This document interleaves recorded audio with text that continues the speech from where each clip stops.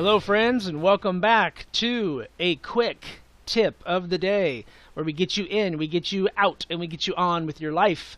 So hey, we're going to cover teeth whitening. This is the only technique that I use.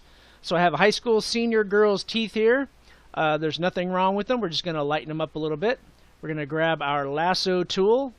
We're going to lasso only just the teeth, staying off the skin. It's okay to get onto the lips. There I've lassoed the teeth. We come over here to the adjustment layer area. We're going to click hue saturation.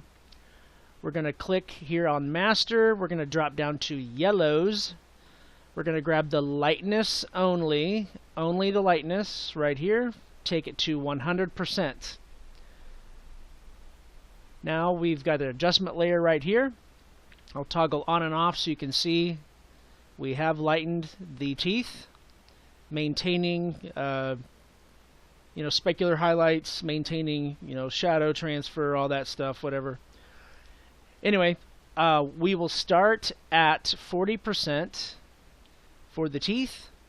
And the reason why it's 40% is because I have had a client return an entire order before because I had their teeth too bright, and they were highly offended that I did that. Highly offended. So, just like with any retouching technique, a little goes a long way. So start at 40% and go up or go down from there. So there you go. Toggle on and off. You can see that's my teeth whitening technique. It's what I've used for years. Hope you found it informative. Hope you liked the video. Thanks for joining in. Catch you next time.